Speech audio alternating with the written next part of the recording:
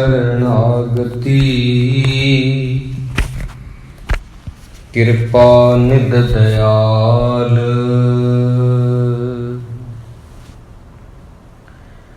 एक अखर हर मन वस्त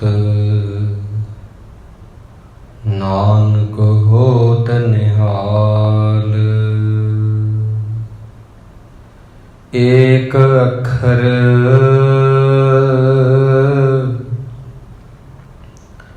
हर मन वस्त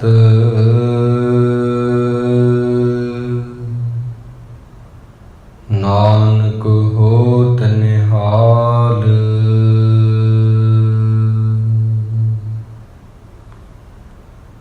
गुरु प्यारी साध संगत जी,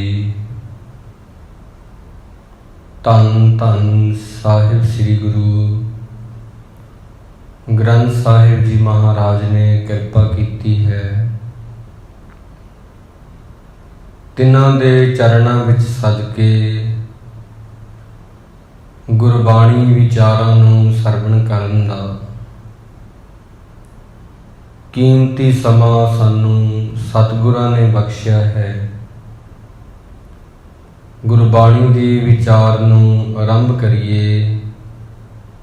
प्यार ते सत्कार दे नाल आखो जी वाहिगुरु जी का खालसा वाहिगुरु जी की फतेह। अज दा पावन श्री मुखवाक साहिब श्री गुरु नानक देव जी महाराज उन्हां दी रसना तो गायन किया होया है, जो कि राग सूही दे विच 728 अंग दे उपर साहिब श्री गुरु ग्रंथ साहिब जी विच दर्ज है। ते सूही राग दा यह पहला शब्द जिस दे नाल ही नवे राग की आरंभता हुंदी है। गुरु साहिब जी ने इस शब्द के अंदर कुछ अलंकार लए हैं। एक तो वह पंडित जो कि अपने ठाकुर नूं संभाल संभाल के रखदा, दूजा असीं भांडे नूं साफ करके धूप दे के उहनूं ते जाग लाउने हाँ। फिर उह तों दही जमदा है, अगे मक्खण निकलदा। ये वाला प्रतीक महाराज ने लिया। ते सिमरन नूं सब तो वड्डी बरकत होरां कम्मां नूं सतगुरु जी ने निराफल कामा दस्या। जपो तां एको नामा अवर निराफल कामा। परमात्मा नूं खुश करन वास्ते होर काम करने बेअर्थ ने। एक सिमरन ही है जिहदे विच असली बरकत आ। पर यह सिमरन वही हिरदा कर सकदा जिहड़ा भांडा साफ होवे। जिमें कि जे बर्तन साफ ना होवे ते उहदे विच दुध नहीं जमदा, जाग ला दईए। ते इस करके आपदे हिरदे नूं मांजना साफ करना पहलां जाग लाउण तों बड़ा जरूरी आ। उपरांता जिहड़ी संसार दी आ वो बड़ी जरूरी आ। बिरहा बड़ा जरूरी आ। इवें करके फिर जपिया होया नाम, जपी हुई बाणी, कीता होया सिमरन सफल हुंदा। आरंभता हुंदी आ मंगलाचरण तो शुरू हुंदा है यह पावन हुक्मनामा। एक ओंकार सतनाम करता पुरख निरभौ निर्वैर अकाल मूरत अजूनी सैभं गुर प्रसाद। गुरु साहब जी ने फरमाया परमात्मा एक आ, जियां नूं बनाउण वाला, उन्हां नूं रिजक देण वाला ते उन्हां नूं ढाउण वाला। ओंकार उहदा शक्तिशाली बोल आ जितों सारा ब्रह्मंड बनिया, सारा संसार बनिया। सतनाम उहदा नाम जिहड़ा है वो जुगां जुगां तक सच सी, सच है ते सच रहेगा। ਉਹ ਆਪ ਵੀ ਸੱਚਾ ਤੇ ਉਹਦਾ ਨਾਮ ਵੀ ਸੱਚਾ। ਕਰਤਾ ਪੁਰਖ, ਉਹ ਜੋ ਕਰਤਾ ਹੈ ਸ੍ਰਿਸ਼ਟੀ ਦਾ ਸਾਜਣ ਵਾਲਾ, ਉਹ ਪੁਰਖਾ ਪੁਰੀ ਪੁਰੀ ਬਸੰਤਾ ਵਾ, ਪੂਰਿਆ ਹੋਇਆ ਨਿਰਭਉ। ਪਰਮਾਤਮਾ ਕਿਸੇ ਤੋਂ ਡਰਦਾ ਨਹੀਂ, ਉਹਨੂੰ ਮੌਤ ਦਾ ਭੈ ਨਹੀਂ, ਕਿਉਂਕਿ ਮੌਤ ਹੀ ਉਹਨੇ ਬਣਾਈ ਆ। ਨਿਰਵੈਰ, ਉਹਦਾ ਕਿਸੇ ਨਾਲ ਵੈਰ ਵੀ ਨਹੀਂ, ਸ਼ਰੀਕਾਂ ਵਾਲੀ ਭਾਵਨਾ ਉਹਦੇ ਵਿੱਚ ਨਹੀਂ। ਅਕਾਲ ਮੂਰਤ, ਮੌਤ ਤੋਂ ਪਰੇ ਆ, ਕਾਲ ਤੋਂ ਪਰੇ ਆ। ਕਾਲ ਉਹਨੂੰ ਛੂੰਹਦਾ ਨਹੀਂ, ਪਹੁੰਚਦਾ ਨਹੀਂ, ਉਹ ਅਕਾਲ ਆ। ਮੂਰਤ ਤੇ ਮੂਰਤੀਮਾਨ ਆ, ਉਹਦਾ ਸਰੂਪ ਹੈ ਅਜੂਨੀ, ਅਜੂਨਾਂ 'ਚ ਨਹੀਂ ਆਉਂਦਾ, ਜੂਨਾਂ ਤੋਂ ਪਰੇ ਆ। ਸਹਿ ਭੰਗ, ਆਪਣੇ ਆਪ ਤੋਂ ਪ੍ਰਕਾਸ਼ ਹੋਇਆ, ਕਿਸੇ ਨੇ ਉਹਨੂੰ ਬਣਾਇਆ ਨਹੀਂ, ਕਿਸੇ ਨੇ ਉਹਨੂੰ ਜਨਮਿਆ ਨਹੀਂ। ਉਹ ਸੰਭੂ ਹੈ, ਸਹਿ ਭੰਗ ਤੇ ਗੁਰਪ੍ਰਸਾਦ। ਗੁਰੂ ਦੀ ਰਹਿਮਤ ਦੇ ਸਦਕਾ ਹੀ ਪ੍ਰਾਪਤ ਹੋ ਸਕਦਾ, ਗੁਰੂ ਦੇ ਪ੍ਰਸਾਦ ਦੁਆਰਾ ਹੀ ਉਹਨੂੰ ਪਾਇਆ ਜਾ ਸਕਦਾ ਹੈ। ਰਾਗ ਸੂਹੀ ਮਹੱਲਾ ਪਹਿਲਾ, ਚੌਪ ਦੇ ਕਰ ਪਹਿਲਾ। ਰਾਗ ਸੂਹੀ ਦੇ ਵਿੱਚ ਗੁਰੂ ਨਾਨਕ ਸਾਹਿਬ ਜੀ ਦਾ ਇਹ ਸ਼ਬਦ ਮਹੱਲਾ ਪਹਿਲਾ ਤੋਂ ਭਾਵ ਪਹਿਲੇ ਗੁਰੂ ਦੀ ਬਾਣੀ ਆ। ਚੌਪ ਦੇ ਘਰ ਪਹਿਲਾ, ਚੌਂ ਪਦਿਆਂ ਵਾਲਾ, ਚਾਰ ਪਦਿਆਂ ਵਾਲਾ ਇਹ ਸ਼ਬਦ ਹੈ ਤੇ ਪਹਿਲੇ ਘਰ ਦੇ ਵਿੱਚ ਗਾਇਨ ਕਰਨ ਲਈ ਕਹਿ ਰਹੇ ਨੇ। ਸੁਰ ਤੇ ਤਾਲ ਨੂੰ ਮਿਲਾ ਕੇ ਸਾਹਿਬ ਜੀ, ਭਾਂਡਾ ਧੋਏ ਬੈਸ ਧੂਪ ਦੇਵੋ, ਤੋ ਦੁੱਧੇ ਕੋ ਜਾਗੋ। ਜਾਗ ਲਾਉਣ ਤੋਂ ਪਹਿਲਾਂ ਕਹਿੰਦੇ ਅਸੀਂ ਭਾਂਡੇ ਨੂੰ ਧੋਨੇ ਆ ਤੇ ਧੂਪ ਦਿੰਦੇ ਨੇ ਕਈ ਲੋਕ, ਫਿਰ ਉਹਦੇ ਵਿੱਚ ਦੁੱਧ ਪਾਉਂਦੇ ਨੇ ਤੇ ਜਾਗ ਲਾਉਂਦੇ ਨੇ ਕਿ ਉਹ ਜੰਮ ਜਾਵੇ। ਦੂਧ ਕਰਮ ਫੁਨ ਸੁਰਤ ਸਮਾਇਨ, ਹੋਏ ਨਰਾਸ ਜਮਾਵੂ। ਇਨਸਾਨ ਦੇ ਕਰਮਾਂ ਨੂੰ ਦੁੱਧ ਜਾਣੋ। ਫੁਨ ਸੁਰਤ ਸਮਾਇਨ, ਸੁਰਤ ਨੂੰ ਪ੍ਰਮਾਤਮਾ 'ਚ ਜੋੜਨਾ, ਇਹਨੂੰ ਜਾਗ ਸਮਝੋ। ਹੋਏ ਨਿਰਾਸ਼ ਜਮਾਵੂ, ਤੇ ਸੰਸਾਰ ਦੀ ਜਿਹੜੀ ਉਪਰਾਮਤਾ ਬਿਰਹਾ ਵੈਰਾਗ ਆ, ਉਹਨੂੰ ਜੰਮਣ ਦੀ, ਜਾਗ ਜੰਮਣ ਦੀ ਕਿਰਿਆ ਜਾਣੋ। ਇਸ ਪ੍ਰਕਾਰ ਫਿਰ ਆਪਦੇ ਹਿਰਦੇ ਦੇ ਅੰਦਰ ਵਾਹਿਗੁਰੂ ਨੂੰ ਯਾਦ ਕਰਕੇ ਜਪੋ ਤਾਂ ਏਕੋ ਨਾਮਾ, ਅਵਰ ਨਰਾਫਲ ਕਾਮਾ। ਉਹਨੂੰ ਜਪ ਜਪ ਕੇ ਜਾਗ ਜਿਹੜਾ ਹੈ ਲੱਗ ਜਾਂਦਾ ਤੇ ਉਹਦੇ ਵਿੱਚੋਂ ਮੱਖਣ ਨਿਪਜਦਾ।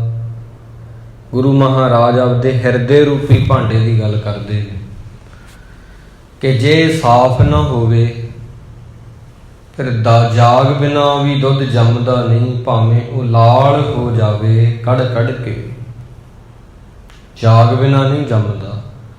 ਜੇ ਭਾਂਡਾ ਸਾਫ਼ ਨਾ ਕੀਤਾ ਹੋਵੇ ਤੇ ਤਾਂ ਵੀ ਮੁਸ਼ਕਲ ਪੈਦਾ ਹੋ ਜਾਂਦੀ ਆ ਦੁੱਧ ਜੰਮਣ ਦੇ ਵਿੱਚ। ਮਾਂਜਿਆ ਨਾ ਹੋਵੇ, ਸਵਾਰਿਆ ਨਾ ਹੋਵੇ। ਭਾਂਡਾ ਧੋਏ ਬੈਸ ਧੂਪ ਦੇਵੋ, ਤੋ ਦੁੱਧੇ ਕੋ ਜਾਵੋ।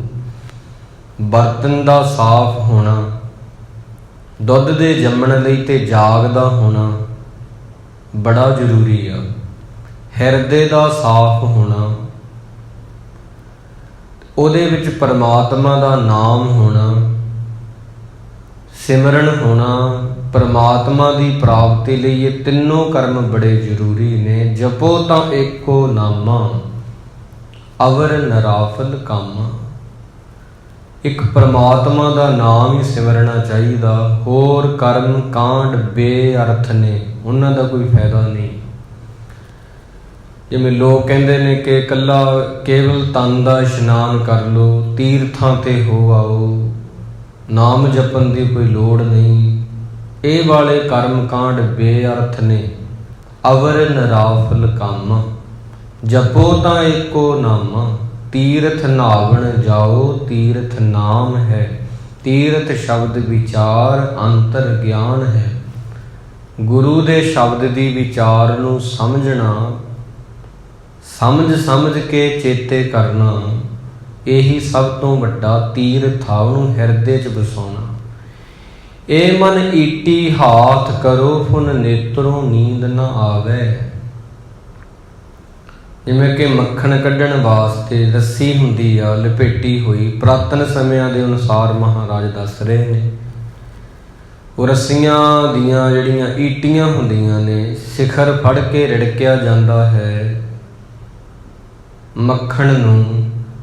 ਇਸ ਪ੍ਰਕਾਰ ਫਿਰ ਨੇਤਰੋਂ ਨੀਂਦ ਨਾ ਆਵੇ। ਗੁਰੂ ਮਹਾਰਾਜ ਕਹਿੰਦੇ ਆਪਣੇ ਮਨ ਨੂੰ ਰੱਸੀਆਂ ਜਾਣੋ। ਇਸ ਪ੍ਰਕਾਰ ਉਹਨੂੰ ਲੱਸੀ ਕੱਢਣ ਵਾਸਤੇ, ਮੱਖਣ ਕੱਢਣ ਵਾਸਤੇ ਉਹਨੂੰ ਰਿੜਕਿਆ ਜਾਂਦਾ, ਹੱਥਾਂ ਵਿੱਚ ਫੜ ਕੇ ਮਥਨ ਕੀਤਾ ਜਾਂਦਾ ਉਹਦਾ।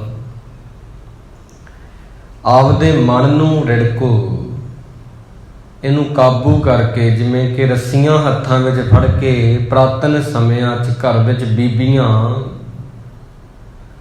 ਦੁੱਧ ਰਿੜਕਦੀਆਂ ਸਨ, ਦਹੀਂ ਰਿੜਕਦੀਆਂ ਸਨ, ਤੇ ਮੱਖਣ ਉਹਦੇ ਵਿੱਚੋਂ ਪੈਦਾ ਹੁੰਦਾ ਸੀ। ਰਸਨਾ ਨਾਮ ਜਪੋ ਤਬ ਮਥੀਐ ਇਨ ਵਿਦ ਅੰਮ੍ਰਿਤ ਪਾਵੋ। ਰਸਨਾ ਤੋਂ ਨਾਮ ਜਪ ਕੇ, ਇਹਨੂੰ ਮਧਾਣੀ ਸਮਝੋ ਰਸਨਾ ਨੂੰ, ਜੀਭ ਨੂੰ। ਜਿਵੇਂ ਉਹ ਗੇੜਾ ਦੇ ਕੇ ਮੱਖਣ ਨੂੰ ਬਾਹਰ ਕੱਢਦੀ ਆ ਦਹੀਂ ਦੇ ਵਿੱਚੋਂ, ਐਵੇਂ ਹੀ ਬਿਲਕੁਲ ਆਪਣੀ ਰਸਨਾ ਨੂੰ ਜਪ ਕੇ ਮਥਨ ਕਰੋ। ਇਨ ਵਿਦ ਅੰਮ੍ਰਿਤ ਪਾਵੋ, ਇਹੀ ਅੰਮ੍ਰਿਤ ਨੂੰ ਪਾਉਣ ਦੀ ਕਲਾ। ਮਨ ਸੰਪਟ ਜਿਤ ਸਤ ਸਰ ਨਾਵਣ, ਭਾਵਨ ਪਾਤੀ ਤ੍ਰਿਪਤ ਕਰੇ। ਪੂਜਾ ਪ੍ਰਾਣ ਸੇਵਕ ਜੇ ਸੇਵੇ, ਇਨ ਵਿਦ ਸਾਹਿਬ ਰਵਤ ਰਹੇ। ਤੇ ਠਾਕੁਰਾਂ ਦੀ ਪੂਜਾ ਕਰਨ ਵਾਲਾ ਉਹ ਜਿਹੜਾ ਬ੍ਰਾਹਮਣ ਆ, ਪੰਡਤ ਆ, ਨਹਾ ਧੋ ਕੇ ਸਜ ਸਵਰ ਕੇ ਠਾਕੁਰਾਂ ਦੀ ਪੂਜਾ ਕਰਦਾ ਤੇ ਠਾਕੁਰ ਨੂੰ ਸੰਭਾਲ ਕੇ ਰੱਖਦਾ। ਐਵੇਂ ਪਰਮਾਤਮਾ ਦੇ ਨਾਮ ਨੂੰ, ਹਰੀ ਦੇ ਸਿਮਰਨ ਨੂੰ ਹਿਰਦੇ 'ਚ ਸੰਭਾਲ ਕੇ ਰੱਖੋ। ਐਵੇਂ ਉਹਦੀ ਸੇਵਾ ਕਰੋ। ਕਹਿੰਦੇ ਕਹੇ ਕਹਿ ਜਾਵੇ, ਤੁਮ ਸਰ ਅਵਰ ਨ ਕੋਈ। ਭਗਤਹੀਣ ਨਾਨਕ ਜਨ ਜਪੈ, ਹਉਸਾ ਲਾਹੀ ਸੱਚਾ ਸੋਈ। ਇੱਥੇ ਬਹੁਤ ਲੋਕ ਨੇ ਜਿਹੜੇ ਕਹਿੰਦੇ ਚਲੇ ਗਏ ਨੇ, ਪਰ ਨਾਮ ਬਿਨਾ ਸਭ ਕੂੜ ਗਾਲੀ ਹੋਛੀਆਂ। ਨਾਮ ਤੋਂ ਬਿਨਾ ਬਾਕੀ ਗੱਲਾਂ ਕੂੜ ਹਨ। ਹੋਰ ਪ੍ਰਮਾਤਮਾ ਨੂੰ ਪ੍ਰਾਪਤ ਕਰਨ ਦੇ ਯਤਨ ਬੇਅਰਥ ਨੇ। ਕਈ ਕਹਿੰਦੇ ਨੇ ਕਿ ਭੁੱਖੇ ਰਹੋ, ਉਪਵਾਸ ਰੱਖੋ, ਫਿਰ ਪਰਮਾਤਮਾ ਦੀ ਪ੍ਰਾਪਤੀ ਹੁੰਦੀ ਆ। ਮਹਾਤਮਾ ਬੁੱਧ ਜੀ ਨੂੰ ਕਿਸੇ ਨੇ ਆਖ ਦਿੱਤਾ ਸੀ ਕਿ ਐਵੇਂ ਰੱਬ ਦੀ ਪ੍ਰਾਪਤੀ ਹੋਏਗੀ। ਉਹਨਾਂ ਸਭ ਕੁਝ ਖਾਣਾ ਛੱਡ ਦਿੱਤਾ। ਇੱਕ ਚੌਲ ਦਾ ਦਾਣਾ ਸਿਰਫ ਰੋਜ਼ ਖਾਂਦੇ, ਇਤਨਾ ਸਰੀਰ ਕਮਜ਼ੋਰ ਹੋ ਗਿਆ, ਬਹੁਤ ਜ਼ਿਆਦਾ। ਪਰ ਉਹਨਾਂ ਨੂੰ ਸਮਝ ਆਈ ਬਾਅਦ ਵਿੱਚ ਕਿ ਇਹਦੇ ਨਾਲ ਤਾਂ ਤਨ ਨੂੰ ਤਕਲੀਫ ਮਿਲਦੀ ਆ, ਇਹ ਰਾਹ ਸਹੀ ਨਹੀਂ ਹੋ ਸਕਦਾ। ਜਿਹਦੇ ਨਾਲ ਆਪਣੇ ਸਰੀਰ ਨੂੰ ਪੀੜਾ ਹੁੰਦੀ ਆ, ਜਿਹੜੇ ਕਰਮਾਂ ਦੇ ਨਾਲ, ਜੋ ਦੇਖਣ ਨੂੰ ਹੀ ਸੋਹਣਾ ਲੱਗਦਾ, ਉਹਦੇ ਨਾਲ ਰੱਬ ਦੀ ਪ੍ਰਾਪਤੀ ਨਹੀਂ ਹੋ ਸਕਦੀ। ਇਹ ਮਾਰਗ ਸਹੀ ਨਹੀਂ। ਉਹਨਾਂ ਪਹਿਲਾਂ ਇੱਕ ਚੌਲ ਦਾ ਦਾਣਾ ਖਾ ਕੇ ਵੀ ਰੋਜ਼ ਗੁਜ਼ਾਰਾ ਕੀਤਾ, ਪਰ ਸਮਝ ਲੱਗਿਆ ਕਿਸੇ ਨੂੰ ਦੁੱਖ ਦੇਣਾ ਪਾਪ ਆ, ਆਪਣੇ ਆਪ ਨੂੰ ਭੁੱਖਾ ਰੱਖਣਾ ਇਹ ਪੁੰਨ ਕਿਵੇਂ ਹੋ ਜਾਏਗਾ। ਤਾਂ ਵਰਤ ਰੱਖ ਕੇ ਰੱਬ ਨੂੰ ਪਾਉਣ ਦੀ ਕਿਰਿਆ ਸਹੀ ਨਹੀਂ। ਉਹਨਾਂ ਨੇ ਇਹਨੂੰ ਕੱਟ ਦਿੱਤਾ। ਇਹਨੂੰ ਆਖਿਆ ਵੀ ਐਵੇਂ ਰੱਬ ਦੀ ਪ੍ਰਾਪਤੀ ਨਹੀਂ ਹੋਣੀ। ਛੋਡੇ ਅੰਨ ਕਰੇ ਪਖੰਡ, ਅੰਨ ਨੂੰ ਛੱਡਣਾ, ਕਹਿਣਾ ਮੈਂ ਵਰਤ ਰੱਖਦਾ, ਪਖੰਡ ਕਰਨੇ। ਛੋਡੇ ਅੰਨ ਕਰੇ ਪਖੰਡ, ਨਾ ਸੁਹਾਗਣ ਨਾ ਹੋਏ ਰੰਡ। ਇਸ ਕਰਕੇ ਉਹ ਔਰਤ ਸੁਹਾਗਣ ਨਹੀਂ ਹੋ ਸਕਦੀ, ਸਹੀ ਪਤੀ ਬ੍ਰਿਤਾ ਇਸਤਰੀ ਨਹੀਂ ਕਹਾ ਸਕਦੀ ਜਿਹੜੀ ਐਵੇਂ ਦੇ ਕਰਮ ਕਰਦੀ ਆ। ਜਿਹੜੀ ਜੀਵ ਆਤਮਾ ਆਖਦੀ ਆ ਮੈਂ ਵਰਤ ਰੱਖ ਕੇ ਰੱਬ ਨੂੰ ਪਾ ਲਵਾਂਗੀ, ਉਹਨੂੰ ਅਸਲ ਭੇਦ ਦਾ ਪਤਾ ਨਹੀਂ। ਕਹਿੰਦੇ ਕਹੇ ਕਹੇ ਕਹਿ ਜਾਵੇ ਤੁਮ ਸਰ ਅਵਰ ਨ ਕੋਈ। ਫਿਰ ਦੂਜੇ ਨੰਬਰ ਤੇ ਲੋਕ ਆਏ, ਉਹਨਾਂ ਆਖਿਆ ਨਾਮ ਜਪਣ ਦੀ ਕੋਈ ਲੋੜ ਨਹੀਂ, ਸੰਗਤ ਕਰਨ ਦੀ ਕੋਈ ਲੋੜ ਨਹੀਂ, ਪਾਪ ਕਮਾਓ ਤੇ ਗੰਗਾ ਨਹਾਓ ਤੇ ਪਾਪ ਲੈ ਜਾਣਗੇ। ਜਿਵੇਂ ਸਾਰੇ ਪਾਪ ਧੋਤੇ ਜਾਣਗੇ, ਪਹਿਲਾਂ ਪਾਪ ਕਰ ਲਵੋ, ਫਿਰ ਟੋਲਾ ਬਣਾ ਕੇ ਪ੍ਰਯਾਗਰਾਜ ਜਾਇਓ, ਜਿੱਥੇ ਕਈ ਨਦੀਆਂ ਇਕੱਠੀਆਂ ਹੁੰਦੀਆਂ ਨੇ, ਨਹਾ ਕੇ ਆ ਜਾਓ, ਇਵੇਂ ਮੈਲ ਉਤਰ ਜੇਗੀ। ਗੁਰੂ ਸਾਹਿਬ ਦੀ ਬਾਣੀ ਕਹਿੰਦੀ ਇਹ ਵੀ ਸਹੀ ਨਹੀਂ। ਇਸ਼ਨਾਨ ਜ਼ਰੂਰੀ ਆ ਸਰੀਰ ਦੀ ਮੈਲ ਲਾਉਣ ਵਾਸਤੇ, ਪਰ ਇਸ਼ਨਾਨ ਨੂੰ ਸਮਝ ਲੈਣਾ ਕਿ ਇਹਨੇ ਮੇਰੇ ਮਨ ਤੇ ਲੱਗੇ ਪਾਪ ਵੀ ਧੋਤੇ, ਇਹ ਬੜੀ ਗਲਤ ਗੱਲ ਹੈ। ਨਾਵਣ ਚੱਲੇ ਤੀਰਥੀ ਮਨ ਖੋਟੇ ਤਨ ਚੋਰ, ਇੱਕ ਭਉ ਲੱਥੀ ਨਾਤਿਆਂ ਦੋਏ ਪਚੜੀ ਇਸ ਹੋਰ। ਬਾਹਰ ਧੋਤੀ ਤੂਮੜੀ ਅੰਦਰ ਵੈਸਨ ਕੋਰ, ਸਾਧ ਭਲੇ ਅਣ ਨਾਤਿਆਂ ਚੋਰ ਸੇ ਚੋਰਾਂ ਚੋਰ। ਬੰਦਾ ਇੱਕ ਪਾਪ ਕਹਿੰਦੇ ਉਤਾਰਦਾ ਤੇ ਕਈ ਪਾਪ ਚੜਾਏ ਹੁੰਦਾ। ਇੱਕ ਮਹਾਂਪੁਰਸ਼ਾਂ ਦੇ ਕੋਲ ਕੋਈ ਗਿਆ ਚੱਲ ਕੇ, ਇੱਕ ਸਾਖੀ ਆ ਬੜੀ ਪਿਆਰੀ। ਉਹਨੂੰ ਵੀ ਏਦਾਂ ਵਹਿਮ ਸੀ ਜਿਵੇਂ ਮਹਾਰਾਜ ਦੀ ਬਾਣੀ ਕਹਿੰਦੀ, ਕਈ ਲੋਕ ਐਵੇਂ ਨੇ ਪਾਪ ਕੀਤੇ, ਬਹੁਤ ਕੀਤੇ, ਗੰਗਾ ਨਹਾਏ ਤੇ ਲੈ ਗਏ। ਸਭ ਸੋਚਦੇ ਨੇ ਐਵੇਂ। ਕਹਿਣ ਲੱਗਾ ਮਹਾਂਪੁਰਸ਼ੋ, ਜਦੋਂ ਆਪਾਂ ਗੰਗਾ 'ਚ ਨਹਾਉਂਦੇ ਆ ਕੀ ਪਾਪ ਉਤਰ ਜਾਂਦੇ ਨੇ? ਉਹਨਾਂ ਆਖਿਆ ਹਾਂ। ਜਦੋਂ ਬੰਦਾ ਗੰਗਾ ਦੇ ਵਿੱਚ ਨਹਾਉਂਦਾ ਉਦੋਂ ਪਾਪ ਲੈ ਕੇ ਦਰਖਤਾਂ ਤੇ ਚੜ੍ਹ ਜਾਂਦੇ ਨੇ, ਜਿਹੜੇ ਆਸੇ ਪਾਸੇ ਲਾਗੇ ਹੀ ਹੁੰਦੇ ਆ ਗੰਗਾ ਦੇ, ਤੇ ਉਡੀਕਦੇ ਨੇ ਵੀ ਇਹ ਕਦੋਂ ਬੰਦਾ ਬਾਹਰ ਆਵੇ ਤੇ ਫਿਰ ਇਹਨੂੰ ਜਾ ਕੇ ਵਾਪਸ ਲੱਗ ਜਾਈਏ ਇਹਦੇ ਸਰੀਰ ਦੇ ਨਾਲ, ਇਹਦੇ ਮਨ ਦੇ ਨਾਲ। ਉਹ ਕਹਿਣ ਲੱਗਾ ਫਿਰ ਗੰਗਾ 'ਚ ਨਹਾਉਣ ਦਾ ਫਾਇਦਾ ਕੀ ਆ, ਪਾਪ ਤੋਂ ਮੁਕਤ ਕਿਵੇਂ ਹੋਇਆ ਜਾਵੇ?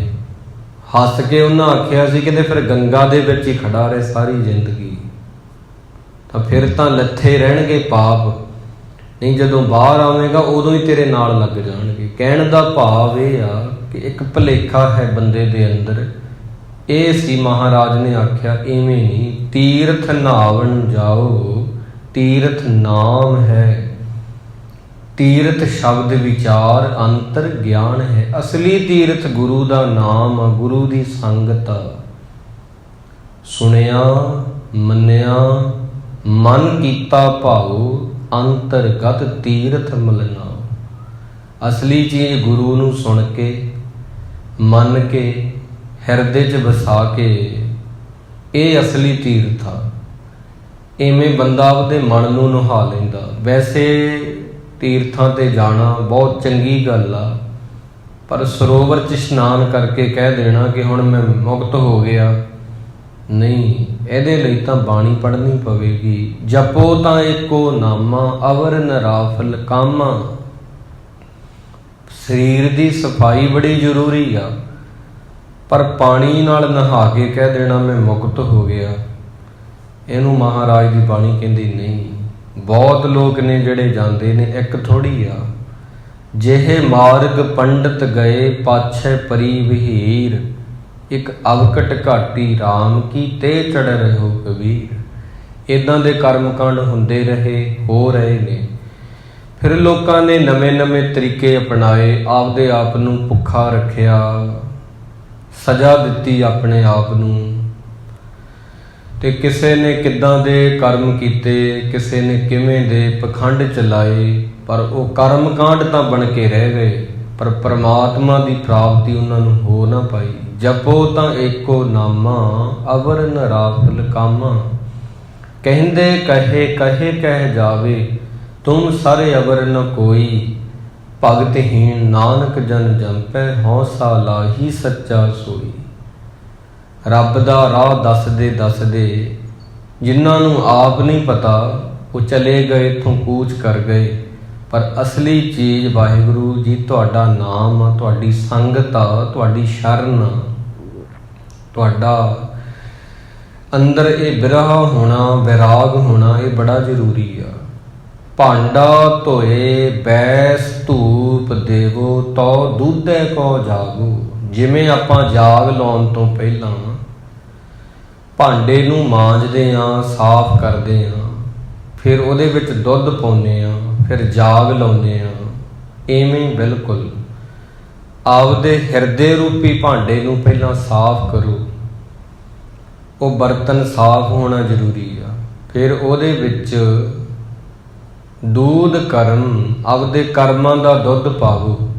ਸੋਹਣੇ ਕਰਮ, ਚਿੱਟੇ ਕਰਮ, ਸਫੇਦ ਕਰਮ ਹੋਣ। ਜਿਵੇਂ ਦੁੱਧ ਸਫੇਦ ਹੁੰਦਾ, ਚਿੱਟੇ ਰੰਗ ਦਾ ਹੁੰਦਾ, ਕਰਮ ਵੀ ਬੰਦੇ ਦੇ ਇਵੇਂ ਦੇ ਹੋਣੇ ਚਾਹੀਦੇ ਨੇ। ਫੁਨ ਸੁਰਤ ਸਮਾਇਨ, ਆਪਦੀ ਸੁਰਤ ਨੂੰ ਜਾਗ ਬਣਾਓ। ਹੋਏ ਨਿਰਾਸ ਜਮਾਵੋ, ਤੇ ਮਨ 'ਚ ਬੈਰਾਗ ਰੱਖੋ। ਉਹੀ ਜੰਮਣ ਦੀ ਪ੍ਰਕਿਰਿਆ ਹੋਵੇਗੀ, ਜਿਹੜੀ ਜੰਮਣ ਦੀ ਸਾਰੀ ਰਾਤ ਪ੍ਰਕਿਰਿਆ ਹੁੰਦੀ ਆ, ਉਹ ਆਪਦੀ ਸੁਰਤ ਤੇ ਆਪਦੀ ਉਪਰਾਮਤਾ ਉਹਨੂੰ ਬਣਾਵੋ। ਜਪੋ ਤਾਂ ਏਕੋ ਨਾਮਾ, ਅਵਰ ਨਿਰਾਫਲ ਕਾਮਾ। ਇਵੇਂ ਫਿਰ ਜਿਹੜਾ ਅਧਿਆਤਮਿਕ ਜਾਗ ਹੈ ਗੁਰੂ ਵਾਲੀ ਬੰਦਗੀ ਦਾ, ਉਹ ਜੰਮਦਾ ਤੇ ਬੰਦਾ ਉਹਦਾ ਮੱਥਨ ਕਰਕੇ, ਉਹਨੂੰ ਰਿੜਕ ਕੇ, ਉਹ 'ਚੋਂ ਮੱਖਣ ਕੱਢ ਕੇ ਖਾਂਦਾ ਹੈ। ਕਬੀਰ ਸਾਹਿਬ ਜੀ ਕਹਿੰਦੇ ਨੇ, ਸੰਤੋ ਮਾਖਣ ਖਾਇਆ, ਛਾਛ ਪੀਏ ਸੰਸਾਰ। ਛਾਛ ਲੱਸੀ ਨੂੰ ਕਹਿੰਦੇ ਨੇ। ਕਹਿੰਦੇ ਨੇ ਸੰਤਾਂ ਨੇ ਦੁਨੀਆ ਤੇ ਆ ਕੇ ਕਬੀਰ ਮਾਇਆ ਡੋਲਣੀ, ਪਵਨ ਝਕੋਲਣ ਹਾਰ। ਸੰਤੋ ਮਾਖਣ ਖਾਇਆ, ਛਾਛ ਪੀਏ ਸੰਸਾਰ। ਨਾਮ ਵਾਲਾ ਜਿਹੜਾ ਮੱਖਣ ਆ, ਉਹ ਸੰਤਾਂ ਨੇ ਖਾਧਾ ਤੇ ਸੰਸਾਰੀਆਂ ਨੇ ਲੱਸੀ ਪੀਤੀ ਆ। ਰਹਿੰਦ ਖੂੰਦ ਜਿਹੜੀ ਬਚ ਜਾਂਦੀ ਆ, ਉਹ ਪੀਤੀ ਆ। ਸੰਤੋ ਮਾਖਣ ਖਾਇਆ। ਪਰ ਸਾਧੂਆਂ ਨੇ ਅਸਲੀ ਆਨੰਦ ਲੈ ਲਿਆ। ਜਿਵੇਂ ਕਹਿੰਦੇ ਆ, ਉਹ ਬੰਦੇ ਦੇ ਮੱਖਣ ਹਿੱਸੇ ਆ ਗਿਆ, ਦੂਜੇ ਨੂੰ ਲੱਸੀ ਬਚ ਗਈ। ਛਾਛ ਪੀਏ ਸੰਸਾਰ। ਸੰਸਾਰੀ ਬੰਦੇ ਦੇ ਹੱਥ ਬਚੀ ਖੁਚੀ ਲੱਸੀ ਆ, ਉਹ ਆਈ ਆ, ਉਹ ਵੀ ਪਤਲੀ ਬਿਲਕੁਲ। ਸੰਤਾਂ ਨੇ ਮੱਖਣ ਖਾਧਾ ਹੈ ਅਧਿਆਤਮ ਦਾ, ਸੰਗਤ ਦਾ, ਰਾਮ ਨਾਮ ਦਾ। ਉਹਨੂੰ ਜਪ ਜਪ ਕੇ, ਉਹਨੂੰ ਸਿਮਰ ਸਿਮਰ ਕੇ, ਉਹਨੂੰ ਯਾਦ ਕਰਕੇ, ਉਹਨੂੰ ਚੇਤੇ ਕਰਕੇ। ਸੋ ਬਿਰਹਾ ਦਾ ਹੋਣਾ ਬੜਾ ਜ਼ਰੂਰੀ ਆ। ਇਹ ਮਨ ਈਟੀ ਹਾਥ ਕਰੋ, ਫੁਨ ਨੇਤਰੋਂ ਨੀਂਦ ਨ ਆਵੈ। ਰਸਨਾ ਨਾਮ ਜਪੋ ਤਬ ਮਥੀਏ, ਇਨ ਬਿਦ ਅੰਮ੍ਰਿਤ ਪਾਵੋ। ਪ੍ਰਾਤਨ ਸਮਿਆਂ ਦੇ ਵਿੱਚ ਦਹੀਂ ਰੜਕਦੇ ਸਨ, ਰੱਸੀਆਂ ਨੂੰ ਹੱਥ ਵਿੱਚ ਫੜ ਕੇ ਮਧਾਣੀ ਲਾ ਕੇ। ਗੁਰੂ ਸਾਹਿਬ ਕਹਿੰਦੇ ਆਪਣੇ ਮਨ ਨੂੰ ਉਵੇਂ ਫੜੋ ਜਿਵੇਂ ਦੁੱਧ ਰਿੜਕਣ ਸਮੇਂ, ਦਹੀਂ ਰਿੜਕਣ ਸਮੇਂ ਆਪਾਂ ਹੱਥ ਦੇ ਵਿੱਚ ਰੱਸੀਆਂ ਫੜਦੇ ਹਾਂ। ਪ੍ਰਾਤਨ ਸਮੇਂ ਦੇ ਹਿਸਾਬ ਨਾਲ ਗੱਲ ਕਰ ਰਹੇ ਨੇ। ਤੇ ਆਪਦੀ ਜੀਵ ਨੂੰ ਮਧਾਣੀ ਬਣਾਓ, ਉਹਦੇ ਨਾਲ ਮਥਨ ਕਰੋ, ਯਾਦ ਕਰੋ ਰੱਬ ਨੂੰ। ਇਨ ਬਿਦ ਅੰਮ੍ਰਿਤ ਪਾਵੋ, ਇਨ ਬਿਦ ਅੰਮ੍ਰਿਤ ਪਾਵੋ। ਇਹੀ ਤਰੀਕਾ ਹੈ ਅਸਲੀ ਮੱਖਣ ਪ੍ਰਾਪਤ ਕਰਨ ਦਾ। ਪਰ ਜਾਗ ਬਿਨਾਂ ਦੁੱਧ ਨਹੀਂ ਜੰਮਦਾ। ਬੁੱਲੇ ਸ਼ਾਹ ਜੀ ਕਹਿੰਦੇ ਨੇ ਕਿ ਭਾਵੇਂ ਲਾਲ ਹੋ ਜਾਵੇ ਕੱਢ ਕੱਢ ਕੇ, ਬੰਦੇ ਕੋਲ ਦੁੱਧ ਵੀ ਆ, ਭਾਂਡਾ ਵੀ ਆ, ਤੇ ਜੇ ਜਾਗ ਨਹੀਂ ਉਹਦੇ ਕੋਲੇ, ਫਿਰ ਦਹੀਂ ਨਹੀਂ ਜੰਮਦਾ। ਬੰਦੇ ਕੋਲ ਗਿਆਨ ਵੀ ਆ, ਸਮਝ ਵੀ ਆ, ਸੂਝ ਵੀ ਆ, ਪਰ ਜੇ ਉਹਦੇ ਕੋਲ ਗੁਰੂ ਨਹੀਂ, ਫਿਰ ਆਨੰਦ ਨਹੀਂ ਬਣਦਾ। ਦੁੱਧ ਨੂੰ ਭਾਵੇਂ ਲਾਲ ਕਰ ਦੋ, ਉਹਦਾ ਰੰਗ ਕੱਢ ਕੱਢ ਕੇ ਲਾਲ ਹੋ ਜੇ, ਜੇ ਜਾਗ ਨਹੀਂ ਦੁੱਧ ਨਹੀਂ ਜੰਮੇਗਾ। ਜੇ ਗੁਰੂ ਨਹੀਂ ਤਾਂ ਅਧਿਆਤਮ ਰਸ ਦੀ ਪ੍ਰਾਪਤੀ ਨਹੀਂ ਹੋਵੇਗੀ। ਗੁਰ ਬਿਨ ਘੋਰ ਅੰਧਾਰ, ਗੁਰੂ ਬਿਨ ਸਮਝ ਨਾ ਆਵੇ। ਗੁਰ ਬਿਨ ਸੁਰਤ ਨ ਸਿਧ, ਗੁਰੂ ਬਿਨ ਮੁਕਤ ਨ ਪਾਵੇ। ਗੁਰੂ ਇਹ ਨਹੀਂ ਦੱਸਦਾ ਕੱਲਾ ਵੀ ਕੀ ਕੀ ਕਰਨਾ, ਗੁਰੂ ਇਹ ਵੀ ਦੱਸਦਾ ਕੀ ਨਹੀਂ ਕਰਨਾ, ਕਿਉਂ ਨਹੀਂ ਕਰਨਾ, ਕਦੇ ਨਹੀਂ ਕਰਨਾ। ਗੁਰੂ ਜਿਹੜਾ ਹੈ ਹਮੇਸ਼ਾ ਇਹ ਵੀ ਦੱਸੇਗਾ ਵੀ ਕੀ ਕਰਨਾ ਤੇ ਕਿਉਂ ਕਰਨਾ। ਇਹ ਵੀ ਦੱਸੇਗਾ ਕੀ ਨਹੀਂ ਕਰਨਾ, ਕਿਉਂ ਨਹੀਂ ਕਰਨਾ, ਕਦੇ ਨਹੀਂ ਕਰਨਾ। ਤਾਂ ਕਰਕੇ ਗੁਰੂ ਦਾ ਹੋਣਾ ਜ਼ਿੰਦਗੀ ਦੇ ਵਿੱਚ ਬੜਾ ਜ਼ਰੂਰੀ ਆ। ਜਿਵੇਂ ਦੁੱਧ ਨੂੰ ਜਮਾਉਣ ਲਈ ਜਾਗ ਦਾ ਹੋਣਾ ਬੜਾ ਜ਼ਰੂਰੀ ਆ, ਇਵੇਂ ਆਨੰਦ ਦੀ ਪ੍ਰਾਪਤੀ ਲਈ ਗੁਰੂ ਦਾ ਹੋਣਾ ਬੜਾ ਲਾਜ਼ਮੀ ਆਗਾ। ਇੱਥੇ ਗੁਰੂ ਸਾਹਿਬ ਜੀ ਕਹਿੰਦੇ ਕਹੇ ਕਹੇ ਕਹਿ ਜਾਵੇ, ਤੁਮ ਸਰ ਅਵਰ ਨ ਕੋਈ। ਭਗਤਹੀਣ ਨਾਨਕ ਜਨ ਜੰਪੈ, ਹਉ ਸਾਲਾਹੀ ਸੱਚਾ ਸੋਈ। ਮੈਂ ਭਗਤੀ ਤੋਂ ਹੀਣਾ ਨਾਨਕ, ਤੇਰੇ ਅੱਗੇ ਤੇਰਾ ਜਨ ਬਣ ਕੇ ਅਰਦਾਸ ਕਰਦਾ।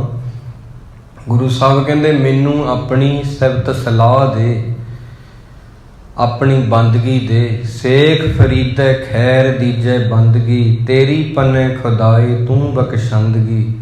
ਹੋਰ ਨਹੀਂ ਮੈਨੂੰ ਕੁਝ ਚਾਹੀਦਾ, ਮੈਨੂੰ ਸਿਰਫ ਤੇਰੀ ਸਿਫਤ ਸਲਾਹ ਚਾਹੀਦੀ ਆ, ਬੰਦਗੀ ਚਾਹੀਦੀ ਆ। ਅਵਰ ਨਰਾਫਲ ਕਾਮਾ, ਹੋਰ ਕੰਮ ਮੈਂ ਦੇਖ ਲਏ ਨੇ, ਵਿਅਰਥ ਨੇ। ਪੁਰਾਤਨ ਸਮਿਆਂ 'ਚ ਬਹੁਤ ਲੋਕ ਸਨ, ਉਹਨਾਂ ਕੀ ਕਰਨਾ, ਆਸਣ ਕਰਨੇ ਤਰ੍ਹਾਂ ਤਰ੍ਹਾਂ ਦੇ, ਕਹਿਣਾ ਇਵੇਂ ਰੱਬ ਦੀ ਪ੍ਰਾਪਤੀ ਹੁੰਦੀ ਆ। ਤੇ ਉਹਨਾਂ ਨੇ ਕੀ ਕਰਨਾ, ਆਪਦੀ ਸੁਰਤ ਨੂੰ ਇੱਦਾਂ ਬਹਿ ਜਾਣਾ ਆਸਣ ਲਾ ਕੇ, ਸਮਾਧੀਆਂ ਲਾਉਣੀਆਂ ਜੋਗੀ ਲੋਕਾਂ ਨੇ। ਉਸ ਤੋਂ ਬਾਅਦ ਕੁਝ ਲੋਕ ਵਰਤ ਰੱਖਣ ਲੱਗ ਗਏ, ਭੁੱਖੇ ਰਹਿਣ ਲੱਗ ਗਏ, ਕਹਿਣਾ ਇਵੇਂ ਰੱਬ ਦੀ ਪ੍ਰਾਪਤੀ ਹੁੰਦੀ ਆ। ਕੁਝ ਨੇ ਕਹਿਣਾ ਨਹੀਂ, ਗੰਗਾ ਨਹਾਓ, ਇਵੇਂ ਰੱਬ ਦੀ ਪ੍ਰਾਪਤੀ ਹੁੰਦੀ ਆ। ਕਿਸੇ ਨੇ ਕਹਿਣਾ ਜੰਗਲਾਂ 'ਚ ਚਲੇ ਜਾਓ, ਘਰ-ਬਾਰ ਛੱਡ ਦਿਓ, ਇਵੇਂ ਰੱਬ ਦੀ ਪ੍ਰਾਪਤੀ ਹੁੰਦੀ ਆ। ਗੁਰੂ ਸਾਹਿਬ ਨੇ ਨਾ ਕਿਸੇ ਗੱਲਾਂ ਨੂੰ ਨਹੀਂ ਮੰਨਿਆ। ਮਹਾਰਾਜ ਕਹਿੰਦੇ ਰੇ ਮਨ ਐਸੋ ਕਰ ਸੰਨਿਆਸਾ, ਬਨਸੈ ਸਦਨ ਸਭੈ ਕਰ ਸਮਝੋ, ਕਰ ਹੀ ਮਾਏ ਉਦਾਸਾ।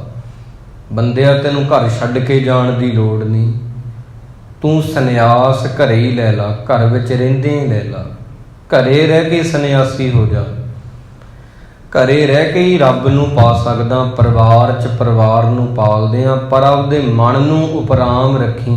ਜਿਵੇਂ ਕਮਲ ਦਾ ਫੁੱਲ ਚਿੱਕੜ ਤੋਂ ਪੈਦਾ ਹੁੰਦਾ, ਪਰ ਚਿੱਕੜ ਤੋਂ ਉੱਪਰ ਉੱਠ ਜਾਂਦਾ, ਚਿੱਕੜ ਉਹਨੂੰ ਛੂੰਹਦਾ ਨਹੀਂ। ਇਵੇਂ ਤੂੰ ਪਰਿਵਾਰ 'ਚ ਰਹਿ, ਰਹਿੰਦਿਆਂ ਹੋ ਕੇ ਵੀ ਨਾ ਰਹਿ। ਇਹ ਕਲਾ ਬਹੁਤ ਔਖੀ ਆ।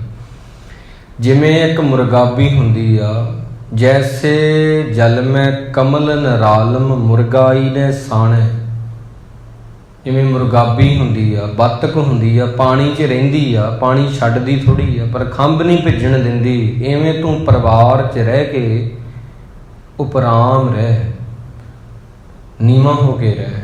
ਆਪਦੀ ਬੋਲ ਬਾਣੀ ਸਹੀ ਰੱਖ, ਆਪਦੇ ਕਰਮ ਸਹੀ ਰੱਖ, ਆਪਦੇ ਜਿਉਣ ਦਾ ਢੰਗ ਸਹੀ ਰੱਖ, ਨਿਮਰਤਾ ਰੱਖ, ਜਿਹਦੇ ਕਰਕੇ ਤੂੰ ਰੱਬ ਨੂੰ ਪਾ ਜਾਏਗਾ। ਇਹੀ ਚੀਜ਼ਾਂ ਤੈਨੂੰ ਗੁਰੂ ਦੇ ਨੇੜੇ ਲੈ ਜਾਣਗੀਆਂ। ਜਿਹੜੇ ਗੁਣ ਹੋਣਗੇ, ਜਿੰਨੇ ਔਗੁਣ ਹੋਣਗੇ, ਉਹ ਗੁਰੂ ਤੋਂ ਦੂਰ ਲੈ ਜਾਣਗੇ। ਜਿਸ ਪ੍ਰਕਾਰ ਇੱਕ ਰਾਜਾ ਸੀ, ਆਪਦੇ ਸੈਨਿਕਾਂ ਦੇ ਨਾਲ ਉਹ ਤੇ ਆਪਦੇ ਵਜ਼ੀਰਾਂ ਦੇ ਨਾਲ ਸ਼ਿਕਾਰ ਖੇਡਣ ਵਾਸਤੇ ਗਿਆ ਤੇ ਉਹਨਾਂ ਤੋਂ ਵਿਛੜ ਗਿਆ। ਕੁਦਰਤੀ ਇਵੇਂ ਹੋ ਜਾਂਦਾ, ਰਸਤੇ ਦੇ ਵਿੱਚ ਭਟਕ ਗਏ, ਸਾਰੇ ਵੱਖ-ਵੱਖ ਹੋ ਗਏ। ਉੱਥੇ ਇੱਕ ਸੰਤਾਂ ਦੀ ਕੁਟੀਆ ਸੀ, ਪਰ ਉਹ ਸੰਤਾਂ ਨੂੰ ਅੱਖਾਂ ਤੋਂ ਦਿਖਦਾ ਨਹੀਂ ਸੀ। ਉਹਨਾਂ ਦਾ ਨਾਮ ਸੀ ਸੂਰਦਾਸ। ਅੱਖਾਂ ਤੋਂ ਦਿਖਾਈ ਨਹੀਂ ਸੀ ਦਿੰਦਾ। ਸਾਰੇ ਉਹਨਾਂ ਦੇ ਬਾਰੇ ਜਾਣਦੇ ਸਨ, ਕਾਫੀ ਬੰਦਗੀ ਕਰਦੇ। ਇਹ ਰਾਜਾ ਉਹਨਾਂ ਦੇ ਕੋਲ ਆ ਗਿਆ, ਪੁੱਛਣ ਲੱਗਾ, ਮਹਾਤਮਾ ਜੀ, ਸੂਰਦਾਸ ਜੀ, ਭਗਤ ਜੀ, ਮੈਂ ਇੱਕ ਬੇਨਤੀ ਕਰਦਾ ਹਾਂ ਕਿ ਇੱਥੋਂ ਦੀ ਆਪ ਜੀ ਨੇ ਕਿਸੇ ਨੂੰ ਲੰਘਦਿਆਂ ਦੇਖਿਆ ਹੈ? ਕਿਉਂਕਿ ਮੈਂ ਆਪਦੇ ਸਾਥੀਆਂ ਤੋਂ ਵਿਛੜ ਗਿਆ ਹਾਂ, ਨਾਲ ਮੇਰੇ ਸੈਨਿਕ ਸਨ, ਨਾਲ ਮੇਰੇ ਵਜ਼ੀਰ ਸਨ। ਦੱਸ ਸਕਦੇ ਹੋ ਕਿ ਉਹ ਕਿੱਧਰ ਨੂੰ ਗਏ ਨੇ? ਇਹ ਕਹਿਣ ਲੱਗੇ ਜਿਹੜੇ ਸੱਜੇ ਪਾਸੇ ਨੂੰ ਗਏ ਨੇ ਨਾ, ਪੂਰਬ ਦਿਸ਼ਾ ਦੇ ਵੱਲ, ਉਹ ਸੈਨਿਕ ਨੇ।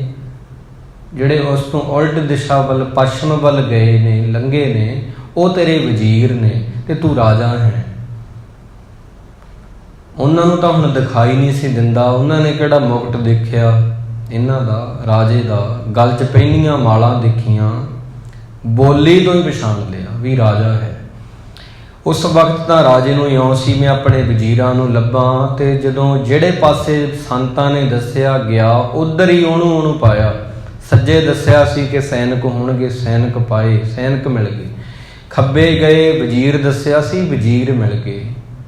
ਫਿਰ ਬੜਾ ਹੈਰਾਨ ਹੋਇਆ, ਜਿਹੜੇ ਮਹਾਤਮਾ ਨੂੰ ਦਿਖਦਾ ਨਹੀਂ, ਉਹਨਾਂ ਕਿਵੇਂ ਦੱਸਦਾ, ਉਹਨਾਂ ਕਿਵੇਂ ਬੁੱਝਿਆ ਹੋਣਾ? ਤਾਂ ਆ ਗਿਆ ਵਾਪਸ। ਕਹਿਣ ਲੱਗਾ, ਮਹਾਂਪੁਰਸ਼ੋ, ਸਾਥੀ ਤਾਂ ਮੈਂ ਆਪਦੇ ਲੱਭ ਲਏ ਨੇ, ਅਸੀਂ ਮਿਲ ਗਏ ਹਾਂ, ਪਰ ਇੱਕ ਸਵਾਲ ਆ ਮੇਰੇ ਮਨ 'ਚ, ਸ਼ੰਕਾ ਵਾ। ਉਹ ਕੀ ਆ? ਇਹੀ ਕਿ ਤੁਹਾਨੂੰ ਤਾਂ ਦਿਖਾਈ ਨਹੀਂ ਦਿੰਦਾ।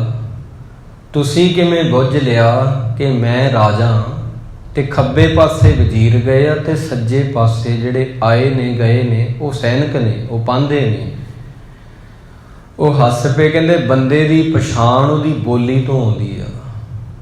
ਤੁਸੀਂ ਆਏ ਮੇਰੇ ਕੋਲੇ, ਤੁਸੀਂ ਮੈਨੂੰ ਆ ਕੇ ਆਖਿਆ, ਸੂਰਦਾਸ ਸੰਤ ਜੀ, ਮੈਂ ਆਪਦੇ ਸਾਥੀਆਂ ਤੋਂ ਵਿਛੜਿਆ, ਮੈਨੂੰ ਰਾਹ ਦੱਸ ਦਿਓ, ਕਿੱਧਰ ਗਏ ਨੇ, ਦੱਸ ਸਕਦੇ ਹੋ? ਇੰਨਾ ਸਲੀਕਾ ਇੱਕ ਰਾਜੇ ਕੋਲ ਹੀ ਹੋ ਸਕਦਾ, ਆਮ ਬੰਦੇ ਕੋਲ ਹੋਣਾ ਇਹ ਬਸ ਨਹੀਂ। ਤੇ ਜਿਹੜੇ ਸੈਨਿਕ ਸਨ ਉਹਨਾਂ ਨੇ ਮੈਨੂੰ ਆਖਿਆ ਸੀ, ਹੇ ਅੰਧੇ ਮਨੁੱਖ, ਇੱਦਾਂ ਆਖਿਆ ਸੀ, ਹੇ ਅੰਨੇ ਬੰਦੇ, ਤੂੰ ਦੱਸ ਵੀ ਪੈਰਾਂ ਦੀ ਖੜਕਟਾਹਟ ਸੁਣੀ, ਕਿੱਧਰ ਨੂੰ ਸੁਣੀ ਆ, ਕਿਹੜੇ ਪਾਸੇ ਨੂੰ ਸੁਣੀ ਆ, ਦਿਖਦਾ ਤਾਂ ਤੈਨੂੰ ਹੈ ਨਹੀਂ। ਉਹਨਾਂ ਨੇ ਮੈਨੂੰ ਇਉਂ ਆ ਕੇ ਪੁੱਛਿਆ ਸੀ। ਉਹਨਾਂ ਦੀ ਬੋਲੀ ਤੋਂ ਮੈਂ ਅੰਦਾਜ਼ਾ ਲਾ ਕੇ ਦੱਸਿਆ ਕਿ ਇਹ ਬੰਦੇ ਜਿਹੜੇ ਹਨ ਨਾ, ਇਹ ਸੈਨਿਕ ਹੋਣਗੇ। ਵਜ਼ੀਰਾਂ ਨੇ ਆ ਕੇ ਮੈਨੂੰ ਆਖਿਆ ਸੀ, ਮਹਾਤਮਾ ਜੀ, ਮੈਂ ਰਾਜੇ ਤੋਂ ਵਿਛੜਿਆ ਹੋਇਆ, ਆਪਣੇ ਤੋਂ ਦੱਸੋ ਮੈਨੂੰ। ਤਾਂ ਮੈਂ ਬੁੱਝ ਲਿਆ ਵੀ ਇਹ ਵਜ਼ੀਰ ਨੇ। ਉਹਨਾਂ ਬੰਦੇ ਦੀ ਬੋਲ ਬਾਣੀ ਤੈਅ ਕਰਦੀ ਆ ਵੀ ਇਹ ਬੰਦਾ ਕੀ ਆ। ਉੱਚੇ ਅਹੁਦੇ ਤੇ ਬੈਠ ਕੇ ਕੋਈ ਉੱਚਾ ਨਹੀਂ ਹੋ ਜਾਂਦਾ। ਜੇ ਕਾਂ ਹੋਵੇ, ਕਾਂ ਚਬੂਤਰੇ ਤੇ ਬੈਠ ਜਾਵੇ, ਉਹ ਬਾਜ ਥੋੜੀ ਬਣ ਜਾਏਗਾ। ਕਾਂ ਨੇ ਕਾਂ ਰਹਿਣਾ। ਬੰਦੇ ਦੇ ਗੁਣ ਜਿਹੜੇ ਨੇ, ਉਹੀ ਬੰਦੇ ਦੀ ਬੋਲ ਬਾਣੀ ਦੱਸਦੀ ਆ ਵੀ ਇਹ ਕਿੱਡਾ ਕੁ ਉੱਚਾ ਹੈ। ਬੋਲ ਬਾਣੀ ਵੀ ਦੱਸਦੀ ਹੈ ਵੀ ਕਿੰਨਾ ਕੁ ਨਿੱਘਰਿਆ ਹੋਇਆ ਬੰਦਾ ਹੈ। ਤਾਂ ਜੇ ਤੁਸੀਂ ਮਹਾਰਾਜ ਕਹਿੰਦੇ ਆਪਦੀ ਬੋਲ ਬਾਣੀ ਨੂੰ ਠੀਕ ਰੱਖਦੇ ਹੋ, ਕਿਉਂਕਿ ਬੋਲ ਬਾਣੀ ਦੇ ਹੀ ਸਭ ਤੋਂ ਵੱਡੇ ਪਾਪ ਗਿਣੇ ਗਏ ਆ। ਕਿਹਾ ਜਾਂਦਾ ਸਰੀਰ ਦੇ ਪਾਪ ਹੁੰਦੇ ਆ, ਹੱਥਾਂ ਪੈਰਾਂ ਦੇ ਪਾਪ ਹੁੰਦੇ ਆ, ਪਰ ਬੋਲੀ ਦੇ ਪਾਪ ਬਹੁਤ ਆ। ਝੂਠ ਬੋਲਣਾ, ਫਿੱਕਾ ਬੋਲਣਾ, ਕੌੜਾ ਬੋਲਣਾ, ਅਵਾ ਤਵਾ ਬੋਲਣਾ, ਬੇਅਰਥ ਬੋਲਣਾ, ਬਿਨਾਂ ਵਜ੍ਹਾ ਬੋਲਣਾ, ਕਿੰਨੇ ਪਾਪ ਹਨ ਇਹਦੇ। ਤਾਂ ਉਹ ਮਹਾਤਮਾ ਰਾਜਨ ਨੂੰ ਕਹਿਣ ਲੱਗੇ ਕਿ ਇੱਕ ਧਰਮ ਦਾ ਸਿਧਾਂਤ ਆ, ਜਿਹੜੀ ਟਾਹਣੀ ਨੂੰ ਬਹੁਤ ਜ਼ਿਆਦਾ ਫਲ ਲੱਗ ਜਾਂਦੇ ਨੇ ਉਹ ਝੁਕ ਜਾਂਦੀ ਆ। ਜਿਹੜੇ ਬੰਦੇ 'ਚ ਬਹੁਤ ਗੁਣ ਹੁੰਦੇ ਨੇ ਉਹਦੀ ਬੋਲੀ ਬੜੀ ਚੰਗੀ ਹੋਵੇਗੀ, ਉਹਦੇ ਕਰਮ ਚੰਗੇ ਹੋਣਗੇ। ਇੱਥੇ ਮਹਾਰਾਜ ਨੇ ਆਖਿਆ, ਭਾਂਡਾ ਧੋਏ ਬੈਸ ਧੂਪ ਦੇਵੋ, ਤੋ ਦੂਧੈ ਕੋ ਜਾਵੋ, ਦੂਧ ਕਰਮ ਫੁਨ ਸੁਰਤ ਸਮਾਇਨ, ਹੋਏ ਨਰਾਸ ਜਮਾਵੋ। ਜਾਗ ਲਾਉਣ ਤੋਂ ਪਹਿਲਾਂ ਭਾਂਡੇ ਨੂੰ ਆਪਾਂ ਸਾਫ਼ ਕਰਦੇ ਹਾਂ। ਕਈ ਲੋਕ ਧੂਪ ਦਿੰਦੇ ਨੇ, ਪੁਰਾਤਨ ਸਮਿਆਂ 'ਚ ਕਰਦੇ ਹੋਣਗੇ। ਮਹਾਰਾਜ ਨੇ ਉਹੀ ਉਦਾਹਰਨਾਂ ਦਿੱਤੀਆਂ ਨੇ। ਫੇਰ ਕਹਿੰਦੇ ਦੁੱਧ ਪਾਉਣੇ ਉਹਦੇ ਵਿੱਚ, ਬਰਤਨ 'ਚ। ਇਵੇਂ ਹੀ ਆਪਦੇ ਕਰਮਾਂ ਨੂੰ ਦੁੱਧ ਵਾਂਗ ਸਫੇਦ ਰੱਖੋ। ਦੁੱਧ ਦਾ ਰੰਗ ਚਿੱਟਾ ਹੁੰਦਾ, ਦਾਗੀ ਥੋੜ੍ਹੀ ਹੁੰਦਾ। ਆਪਦੇ ਕਰਮ ਦੁੱਧ ਦੇ ਵਾਂਗ ਰੱਖੋ। ਫੁਨ ਸੁਰਤ ਸਮਾਇਨ, ਆਪਦੀ ਸੁਰਤ ਨੂੰ ਜਾਗ ਬਣਾਓ, ਕਿਉਂਕਿ ਜਾਗ ਬਿਨਾਂ ਦੁੱਧ ਨਹੀਂ ਜੰਮੇਗਾ। ਹੋਏ ਨਿਰਾਸ ਜਮਾਵੋ, ਤੇ ਪਰਿਵਾਰ 'ਚ ਰਹਿੰਦਿਆਂ ਇਉਂ ਰਹੋ ਜਿਵੇਂ ਰਹਿ ਕੇ ਵੀ ਨਹੀਂ ਰਹਿੰਦੇ।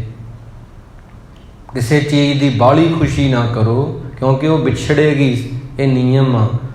ਇੰਨਾ ਨਾ ਕਿਸੇ ਚੀਜ਼ ਦਾ ਚਾਅ ਕਰ ਲੈਣਾ ਵੀ ਜਦੋਂ ਵਿਛੜੇ ਤੇ ਤੁਸੀਂ ਸਹਿ ਹੀ ਨਾ ਪਾਵੋ। ਇਹ ਬਾਣੀ ਕਹਿੰਦੀ ਹੈ, ਆਸਾ ਮਾਹਿ ਨਿਰਾਸੋ, ਬੰਸੇ ਸਦਨ ਸਭੈ ਕਰ ਸਮਝੋ, ਘਰ ਹੀ ਮਾਹਿ ਨਿਰਾਸਾ, ਰੇ ਮਨ ਐਸੋ ਕਰ ਸੰਨਿਆਸਾ। ਜੰਗਲ 'ਚ ਜਾਣ ਦੀ ਲੋੜ ਨਹੀਂ, ਘਰੇ ਰਹਿ ਕੇ ਹੀ ਘਰ ਨੂੰ ਜੰਗਲ ਦੇ ਵਾਂਗ ਸਮਝੋ। ਜਿਵੇਂ ਕਿਹਾ ਜਾਂਦਾ ਵੀ ਪੱਗ ਬੰਨਣ ਦੇ ਨਾਲ, ਕੇਸ ਦਾੜੀ ਵਧਾ ਲੈਣ ਦੇ ਨਾਲ ਕੋਈ ਸਿੱਖ ਨਹੀਂ ਹੋ ਜਾਂਦਾ। ਸਿੱਖ ਹੋਣਾ ਬੜਾ ਔਖਾ ਵਾ। ਨਾਮ ਬਿਨਾ ਜੇਤਾ ਵਿਵਹਾਰ, ਜਿਉਂ ਮ੍ਰਿਤਕ ਮਿਥਿਆ ਸਿਗਾਰ। ਉਹਦੇ ਲਈ ਬੰਦੇ ਅੰਦਰ ਬਿਰਹਾ ਹੋਣਾ ਚਾਹੀਦਾ, ਉਹਦੇ ਲਈ ਗੁਰੂ ਹੋਣਾ ਚਾਹੀਦਾ ਅੰਦਰ ਵਸਿਆ ਹੋਇਆ। ਜਾਗ ਬਿਨਾ ਦੁੱਧ ਨਹੀਂ ਜੰਮਦਾ, ਭਾਵੇਂ ਲਾਲ ਹੋ ਜੇ ਕੜ ਕੜ ਕੇ। ਜਾਗ ਬਿਨਾ ਕਿੱਥੇ ਜੰਮੇਗਾ, ਗੁਰੂ ਬਿਨਾ ਗੱਲ ਨਹੀਂ ਬਣਦੀ। ਇਸ ਕਰਕੇ ਸਿੱਖ ਹੋਣਾ ਬੜਾ ਔਖਾ। ਸਿੱਖ ਦਾ ਮਤਲਬ ਆ ਗ੍ਰਸਥ ਜੀਵਨ ਤੇ ਸੰਨਿਆਸ ਜੀਵਨ ਦੋਨੋਂ ਇਕੱਠੇ। ਸੰਨਿਆਸੀ ਹੋਣਾ ਔਖਾ, ਸੰਨਿਆਸੀ ਹੋਣਾ ਸੌਖਾ। ਜੰਗਲ 'ਚ ਬੰਦਾ ਘਰ-ਬਾਰ ਛੱਡਿਆ ਚਲਿਆ ਗਿਆ। ਗ੍ਰਸਤੀ ਹੋਣਾ ਵੀ ਇਕੱਲਾ ਸੌਖਾ, ਇਹ 'ਚ ਨਾਮ ਨਹੀਂ ਜਪਣਾ, ਬਸ ਜ਼ਿੰਮੇਵਾਰੀਆਂ ਹੀ ਆ, ਉਹ ਵੀ ਸੌਖਾ। ਪਰ ਗ੍ਰਸਤ ਜੀਵਨ ਤੇ ਸੰਨਿਆਸ ਜੀਵਨ, ਇਹਨਾਂ ਦਾ ਜੋੜ ਆ ਸਿੱਖੀ। ਅਸਲ 'ਚ ਦੇਖਿਆ ਜਾਵੇ, ਰੇ ਮਨ ਐਸੋ ਕਰ ਸੰਨਿਆਸਾ, ਬਨ ਸੇ ਸਦਨ ਸਭੈ ਕਰ ਸਮਝੋ, ਘਰ ਹੀ ਮਾਏ ਉਦਾਸਾ। ਗ੍ਰਸਥ ਜੀਵਨ ਤੇ ਸੰਨਿਆਸ ਜੀਵਨ, ਇਹਨਾਂ ਨੂੰ ਪਲੱਸ ਕਰਕੇ ਸਿੱਖੀ ਬਣਦੀ ਹੈ। ਤੁਸੀਂ ਗ੍ਰਸਥੀ ਵੀ ਹੋ, ਤੁਸੀਂ ਸੰਨਿਆਸੀ ਵੀ ਹੋ। ਸੰਨਿਆਸ ਦਾ ਮਤਲਬ ਇਹ ਨਹੀਂ ਕਿ ਘਰ-ਬਾਰ ਛੱਡਿਆ ਹੋਇਆ, ਰਹਿੰਦੇ ਘਰੇ ਹੋ, ਪਰ ਰਹਿ ਕੇ ਵੀ ਇਉਂ ਰਹਿੰਦੇ ਹੋ ਜਿਵੇਂ ਘਰ 'ਚ ਨਹੀਂ ਰਹਿੰਦੇ। ਸੁਰਤ ਬਹੁਤ ਉੱਚੀ ਆ ਭਾਵ ਕੀ, ਮਨ ਨੀਵਾਂ ਹੈ। ਮੁਰਗਾਬੀ ਹੁੰਦੀ ਆ, ਪਾਣੀ 'ਚ ਰਹਿੰਦੀ ਆ, ਖੰਭ ਨਹੀਂ ਭਿੱਜਣ ਦਿੰਦੀ। ਕਮਲ ਦਾ ਫੁੱਲ ਹੁੰਦਾ, ਚਿੱਕੜ ਤੋਂ ਪੈਦਾ ਹੋ ਕੇ ਤਾਂ ਉੱਠ ਜਾਂਦਾ। ਜੈਸੇ ਜਲ ਮੈਂ ਕਮਲ ਨਰਾਲਮ, ਮੁਰਗਾਈ ਨੇ ਸਾਣੀ। ਇਹੋ ਜਿਹੀ ਚੀਜ਼ ਹੁੰਦੀ ਆ ਸਿੱਖੀ। ਕਹਿੰਦੇ ਸਿੱਖ ਕਰਦਾ ਦੁਕਾਨ, ਗਿਣਦਾ ਨੋਟ ਆ, ਪਰ ਲੈਂਦਾ ਰੱਬ ਦਾ ਨਾਮ। ਗਾਹਕ ਆਉਂਦਾ, ਉਹਦੇ ਵਿੱਚੋਂ ਵੀ ਰੱਬ ਨੂੰ ਦੇਖ ਲੈਂਦਾ। ਸਿੱਖੀ ਬੜੀ ਔਖੀ ਆ ਭਾਵ ਕੀ, ਪਰ ਇਤਨੀ ਔਖੀ ਨਹੀਂ ਕਿ ਕਮਾਈ ਨਾ ਜਾ ਸਕੇ, ਨਹੀਂ ਤਾਂ ਮਹਾਰਾਜ ਸਿੱਖੀ ਕਮਾਉਣ ਦੀ ਗੱਲ ਹੀ ਨਾ ਕਰਨ। ਇਸ ਕਰਕੇ ਸਿੱਖੀ ਦਾ ਮਤਲਬ ਇਹ ਜਾਣਿਓ, ਗ੍ਰਸਥ ਜੀਵਨ, ਪਰਿਵਾਰ ਵਾਲਾ ਜੀਵਨ ਤੇ ਸੰਨਿਆਸ ਜੀਵਨ ਦੋਨੋਂ ਇਕੱਠੇ। ਰੇ ਮਨ ਐਸੋ ਕਰ ਸੰਨਿਆਸਾ, ਮਹਾਰਾਜ ਕਹਿੰਦੇ ਐਸਾ ਸੰਨਿਆਸ ਕਰ, ਘਰ 'ਚ ਰਹਿੰਦਿਆਂ ਹੀ ਤੇਰੇ ਅੰਦਰ ਪੀੜ ਹੋਵੇ, ਰੱਬ ਨੂੰ ਪਾਉਣ ਦੀ ਇੱਛਾ ਹੋਵੇ, ਸੱਲ ਹੋਵੇ, ਇੱਕ ਬਿਰਹਾ ਹੋਵੇ। ਜਿਵੇਂ ਇੱਕ ਕਹਾਣੀ ਪੜ੍ਹੀ, ਬੜੀ ਪਿਆਰੀ ਆ। ਇੱਕ ਮੋਚੀ ਸੀ ਇੱਕ ਪਿੰਡ ਦੇ ਵਿੱਚ, ਕੰਮ ਬਹੁਤ ਜ਼ਿਆਦਾ ਮਿਹਨਤ ਨਾਲ ਕਰਦਾ ਸੀ ਤੇ ਕੰਮ ਉਹਦੇ ਕੋਲ ਆਉਂਦਾ ਵੀ ਬਹੁਤ ਸੀ, ਪਰ ਉਹਨੂੰ ਸਮਾਂ ਨਹੀਂ ਸੀ ਮਿਲਦਾ ਮਸਜਿਦ ਵਿੱਚ ਜਾਣ ਦਾ। ਮੁਸਲਮਾਨ ਸੀ ਤੇ ਉਹਨੇ ਨਿੱਤ ਇਹੀ ਕਹਿਣਾ ਕਿ ਲੋਕ ਕਿੰਨੇ ਚੰਗੇ ਨੇ ਜਿਹੜੇ ਜਾ ਕੇ ਆਪਦੇ ਮੁਰਸ਼ਦ ਦੇ ਕੋਲ ਬਹਿੰਦੇ ਆ। ਮੇਰੇ ਘਰ 'ਚ ਗਰੀਬੀ ਆ, ਮੈਨੂੰ ਸਮਾਂ ਨਹੀਂ ਮਿਲਦਾ, ਮੈਨੂੰ ਜੁੱਤੀਆਂ ਗੰਢਣੀਆਂ ਪੈਂਦੀਆਂ ਨੇ, ਮੇਰੇ ਕੋਲ ਇਤਨਾ ਸਮਾਂ ਨਹੀਂ ਮੈਂ ਸੰਗਤ ਕਰਾਂ। ਇੱਕ ਦਿਨ ਉੱਥੇ ਮਹਾਤਮਾ ਆਏ ਚੱਲ ਕੇ, ਤੇ ਮਹਾਤਮਾ ਕੋਲੇ ਰੋਣ ਲੱਗ ਗਿਆ। ਇਹ ਜਾਰੋ ਜਾਰ ਰੋ ਪਿਆ। ਉਹ ਕਹਿੰਦੇ ਤੂੰ ਰੋਣਾ ਕਿਉਂ ਆ? ਕਹਿੰਦੇ ਮੈਂ ਤਾਂ ਰੋਣਾ, ਲੋਕਾਂ ਦੇ ਕਰਮ ਕਿੰਨੇ ਚੰਗੇ ਨੇ। ਉਹ ਨਿੱਤ ਮਸੀਤ ਜਾਂਦੇ ਆ, ਕੋਈ ਮੰਦਰ ਜਾਂਦਾ, ਕੋਈ ਗਿਰਜੇ ਘਰ ਜਾਂਦਾ, ਕੋਈ ਗੁਰਦੁਆਰੇ ਜਾਂਦਾ, ਪਰ ਮੈਥੋਂ ਜਾ ਨਹੀਂ ਹੁੰਦਾ, ਮੈਂ ਤਾਂ ਰੋਣਾ। ਮਹਾਂਪੁਰਸ਼ ਬੜੀ ਬੰਦਗੀ ਵਾਲੇ ਸਨ। ਕਹਿੰਦੇ ਦੇਖ, ਤੇਰਾ ਜਿਹੜਾ ਇਹ ਹੌਂਕਾ ਨਾ, ਇਹ ਉਹਨਾਂ ਦੀ ਕੀਤੀ ਬੰਦਗੀ ਦੇ ਬਰਾਬਰ ਹੀ ਜਾ ਰਿਹਾ। ਇਹ ਕਹਿੰਦੇ ਪਰਮਾਤਮਾ ਪ੍ਰਤੱਖ ਆ ਜੇ, ਤੇਰੇ ਹੌਂਕੇ ਦਾ ਮੁੱਲ ਵੱਧ ਪਾਵੇਗਾ ਉਹਨਾਂ ਦੇ ਧਾਰਮਿਕ ਸਥਾਨਾਂ 'ਤੇ ਜਾਣ ਨਾਲੋਂ। ਜਿਹੜੇ ਲੋਕ ਜਾਂਦੇ ਤਾਂ ਹੈਗੇ ਆ ਪਰ ਉਹ ਪਿਆਰ ਨਹੀਂ ਕਰਦੇ। ਤੂੰ ਇੱਥੇ ਬੈਠਾ ਲੋਕਾਂ ਦੀਆਂ ਜੁੱਤੀਆਂ ਗੰਢਦਾ, ਪਰ ਤੇਰੀ ਸੁਰਤ ਉੱਥੇ ਰਹਿੰਦੀ ਆ, ਤੇਰੇ ਅੰਦਰ ਹੌਂਕੇ ਆ। ਕੌਣ ਰੋਂਦਾ ਰੱਬ ਲਈ ਨਹੀਂ? ਇਹ ਜ਼ਮਾਨੇ 'ਚ ਕੌਣ ਰੋਂਦਾ? ਵਿਰਲੇ ਆ। ਮਹਾਰਾਜ ਕਹਿੰਦੇ ਕਿ ਐਸਾ ਰੋਣਾ ਹੈ ਨਾਨਕ, ਐਸਾ ਇੱਕ ਰੋਣਾ ਹੈ ਜਿਹਦੇ ਰੋਣ ਦੇ ਨਾਲ ਬੰਦੇ ਦਾ ਮੁੱਲ ਪੈਂਦਾ। ਨਾਨਕ ਰੁੰਨਾ ਐਸਾ ਜਾਣੀਏ, ਜੇ ਰੋਵੇ ਲਾਏ ਪਿਆਰੋ, ਬਾਲੇਵੇ ਕਾਰਨ ਬਾਬਾ ਰੋਈਏ, ਰੋਵਣ ਸਗਲ ਵਿਕਾਰੋ। ਦੁਨੀਆ ਦੀ ਖਾਤਰ ਤਾਂ ਲੋਕ ਰੋਂਦੇ ਨੇ, ਧੀਆਂ ਪੁੱਤਰਾਂ ਦੀ ਖਾਤਰ, ਪੈਸੇ ਦੀ ਖਾਤਰ। ਕੋਈ ਆ ਜਿਹੜਾ ਰੱਬ ਲਈ ਰੋਂਦਾ। ਉਹ ਮੋਚੀ ਰੱਬ ਲਈ ਰੋ ਰਿਹਾ ਸੀ। ਸੰਤਾਂ ਨੇ ਆਖਿਆ ਤੇਰਾ ਮੁੱਲ ਬਹੁਤ ਪਵੇਗਾ, ਇਤਨਾ ਇਤਨਾ ਉਹਨਾਂ ਦਾ ਵੀ ਨਹੀਂ ਪੈਣਾ ਜਿਹੜੇ ਕੋਲ ਜਾ ਕੇ ਬਹਿੰਦੇ ਆ ਗੁਰੂ ਦੇ, ਤਾਂ ਤੇਰੇ ਹੌਂਕੇ ਦਾ ਮੁੱਲ ਬਹੁਤ ਆ। ਉਹ ਕਹਿੰਦੇ ਜੇ ਮੈਂ ਹੋਵਾਂ ਨਾ, ਤੇਰੇ ਹੌਂਕੇ ਦਾ ਮੁੱਲ ਕੀਤੀ ਹੋਈ ਬੰਦਗੀ ਤੋਂ ਵੱਧ ਪਾਵਾਂ। ਕਹਿਣ ਦਾ ਭਾਵ ਇਹ ਆ ਵੀ ਬਿਰਹਾ ਹੋਣਾ ਜ਼ਰੂਰੀ ਆ। ਮੈਂ ਗੁਰੂ ਨਾਲੋਂ ਵਿਛੜਿਆ, ਯਾਦਾਂ ਕਰਕੇ, ਸੁਰਤ ਕਰਕੇ, ਇਹ ਸਮਝ ਹੋਣੀ ਬੰਦੇ ਨੂੰ ਜ਼ਰੂਰੀ ਆ। ਇੱਥੇ ਪਾਤਸ਼ਾਹ ਜੀ ਨੇ ਕਿਹਾ, ਕਹਿੰਦੇ ਕਹੇ ਕਹੇ ਕਹਿ ਜਾਵੇ, ਤੁਮ ਸਰ ਅਵਰ ਨਾ ਕੋਈ। ਕਹਿਣ ਨੂੰ ਤਾਂ ਬਹੁਤ ਲੋਕ ਕਹਿੰਦੇ ਨੇ ਕਿ ਇਵੇਂ ਰੱਬ ਦੀ ਪ੍ਰਾਪਤੀ ਹੁੰਦੀ ਆ, ਇਵੇਂ ਹੁੰਦੀ ਆ। ਕਈ ਆਪਦੇ ਆਪ ਨੂੰ ਭੁੱਖਾ ਰੱਖਦੇ ਆ। ਮਹਾਤਮਾ ਬੁੱਧ ਨੂੰ ਕਿਸੇ ਨੇ ਕਹਿਤਾ ਸੀ ਭੁੱਖੇ ਰਹਿ ਕੇ ਰੱਬ ਮਿਲਦਾ। ਉਹਨਾਂ ਸਭ ਕੁਝ ਹੀ ਛੱਡਤਾ, ਇੱਕ ਚੌਲ ਦਾ ਦਾਣਾ ਖਾਂਦੇ ਹੁੰਦੇ ਸੀ ਤੇ ਸੁੱਕ ਕੇ ਬਿਲਕੁਲ ਸਰੀਰ ਇਉਂ ਪਿੰਜਰ ਬਣ ਗਿਆ ਉਹਨਾਂ ਦਾ। ਕਿਸੇ ਨੇ ਕਹਿਤਾ ਤੇ ਮੰਨ ਲਿਆ। ਬਾਅਦ ਵਿੱਚ ਉਹਨਾਂ ਸੋਚਿਆ, ਉਹਦੇ ਗ੍ਰੰਥ 'ਚ ਲਿਖਦੇ ਨੇ ਧੰਮਪਦ 'ਚ, ਕਹਿੰਦੇ ਆਪਦੇ ਆਪ ਨੂੰ ਭੁੱਖਾ ਰੱਖਣਾ ਵੀ ਪਾਪ ਹੀ ਆ। ਕਿਸੇ ਬੰਦੇ ਨੂੰ ਆਪਾਂ ਕੈਦ ਕਰ ਲਿਆ, ਉਹਨੂੰ ਰੋਟੀ ਨਹੀਂ ਦੇ ਰਹੇ, ਭੁੱਖਾ ਰੱਖਿਆ, ਉਹ ਪਾਪ ਆ। ਮੈਂ ਆਪਦੇ ਆਪ ਨੂੰ ਭੁੱਖਾ ਰੱਖ ਰਿਹਾ, ਇਹ ਪੁੰਨ ਕਿੱਥੋਂ ਹੋ ਜਾਏਗਾ। ਫਿਰ ਉਹਨਾਂ ਸਾਰੀਆਂ ਚੀਜ਼ਾਂ ਛੱਡੀਆਂ, ਬਾਅਦ ਵਿੱਚ ਉਹਨਾਂ ਆਪਦੀ ਬੰਦਗੀ ਕੀਤੀ ਆ, ਆਪਦੇ ਆਪ ਨੂੰ ਖੋਜਿਆ, ਸਮਝਿਆ, ਪਛਾਣਿਆ ਤੇ ਬਹੁਤ ਉਚਾਈ ਉਹਨਾਂ ਮਹਾਤਮਾ ਵਾਲੀ ਹਾਸਲ ਕੀਤੀ ਆ, ਰਾਜੇ ਹੋ ਗਏ। ਕਹਿਣ ਦਾ ਭਾਵ ਇਹ ਆ ਵੀ ਜਪੋ ਤਾਂ ਏਕੋ ਨਾਮਾ, ਅਵਰ ਨਰਾਫਲ ਕਾਮਾ। ਕਿਸੇ ਨੂੰ ਦੁਖੀ ਕਰ ਰਹੇ ਆ, ਪਾਪ ਆ। ਆਪਦੇ ਆਪ ਨੂੰ ਦੁਖੀ ਕਰ ਰਹੇ ਆ, ਇਹ ਪੁੰਨ ਕਿੱਥੋਂ ਹੋ ਗਿਆ, ਇਹ ਵੀ ਪਾਪ ਆ। ਕਿਸੇ ਨੂੰ ਭੁੱਖਾ ਰੱਖਿਆ, ਪਾਪ ਆ। ਮੈਂ ਵਰਤ ਰੱਖੀ ਫਿਰਦਾ, ਆਪਦੇ ਆਪ ਨੂੰ ਭੁੱਖਾ ਰੱਖ ਰਿਹਾ, ਇਹ ਪੁੰਨ ਕਿੱਥੋਂ ਹੋ ਜਾਏਗਾ। ਛੋਡੇ ਅੰਨ ਕਰੇ ਪਖੰਡ, ਨਾ ਸੁਹਾਗਣ ਨਾ ਵੀ ਰੰਡ। ਇਹ ਚੀਜ਼ਾਂ ਦੀ ਮਹਾਰਾਜ ਨੇ ਖੰਡਨ ਕੀਤੇ ਹੋਏ ਨੇ। ਇਹ ਸਾਰੀਆਂ ਚੀਜ਼ਾਂ ਦੇ ਤੁਸੀਂ ਨਿੱਤ ਦੇ ਸਤਸੰਗੀ ਹੋ, ਸੁਣਦੇ ਰਹਿੰਦੇ ਹੋ। ਤਾਂ ਜਪੋ ਤਾਂ ਏਕੋ ਨਾਮਾ, ਅਵਰ ਨਰਾਫਲ ਕਾਮਾ। ਪਰ ਜਾਗ ਬਿਨਾ ਦੁੱਧ ਨਹੀਂ ਜੰਮਦਾ, ਭਾਵੇਂ ਲਾਲ ਹੋ ਜੇ ਕੜ ਕੜ ਕੇ। ਬੰਦੇ ਕੋਲ ਭਾਂਡਾ ਵੀ ਆ, ਸਾਡੇ ਕੋਲੇ ਭਾਂਡਾ ਵੀ ਹੋਵੇ, ਸਾਡੇ ਕੋਲ ਦੁੱਧ ਵੀ ਹੋਵੇ, ਪਰ ਜਾਗ ਨਾ ਹੋਵੇ ਤੇ ਦੁੱਧ ਨਹੀਂ ਜੰਮੇਗਾ। ਸਾਡੇ ਕੋਲ ਸਮਝ ਵੀ ਹੋਵੇ, ਗਿਆਨ ਵੀ ਹੋਵੇ, ਅਕਲ ਵੀ ਹੋਵੇ, ਪਰ ਗੁਰੂ ਨਾ ਹੋਵੇ ਤਾਂ ਗੁਰੂ ਦਾ ਹੋਣਾ ਇਉਂ ਆ, ਗੁਰੂ ਨੂੰ ਜਾਗ ਜਾਣੋ। ਜਾਗ ਬਿਨਾਂ ਦੁੱਧ ਨਹੀਂ ਜੰਮੇਗਾ। ਇਸ ਕਰਕੇ ਗੁਰੂ ਦੀ ਹਰ ਬੰਦੇ ਨੂੰ ਲੋੜ ਆ, ਉਸਤਾਦ ਦੀ ਹਰ ਬੰਦੇ ਨੂੰ ਲੋੜ ਹੁੰਦੀ ਆ।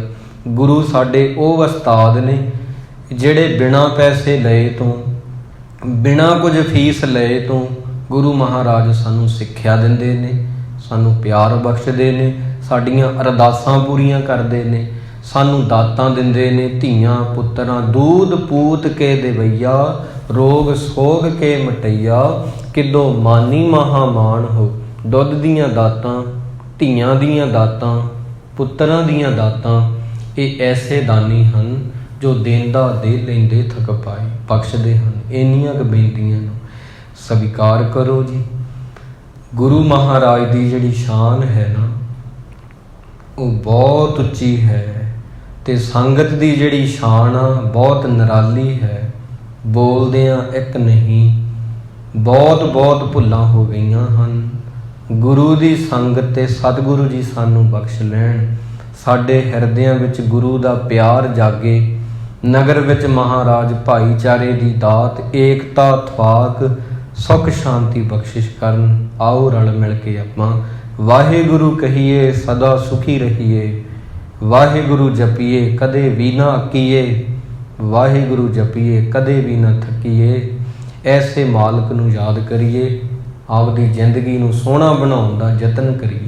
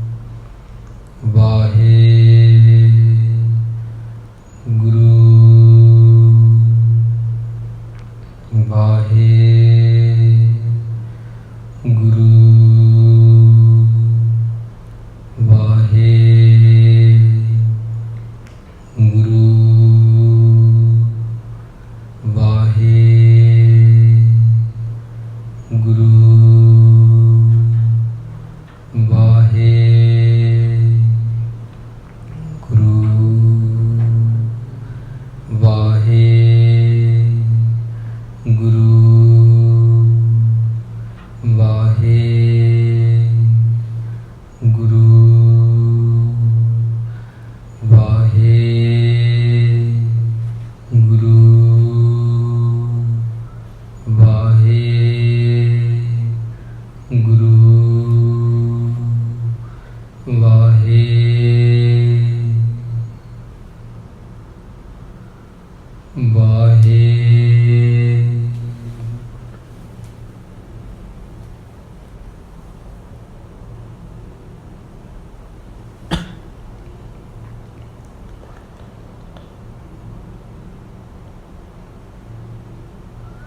ਦੇਹੋ ਸੱਜਣੇ ਸੀਸੜੀਆਂ ਜੋ ਹੋਵੇ ਸਾਹਿਬ ਸਿਉ ਮੇਲ। ਵਾਹਿਗੁਰੂ ਜੀ ਕਾ ਖਾਲਸਾ ਵਾਹਿਗੁਰੂ ਜੀ ਕੀ ਫਤਿਹ। ਝੂਠਾ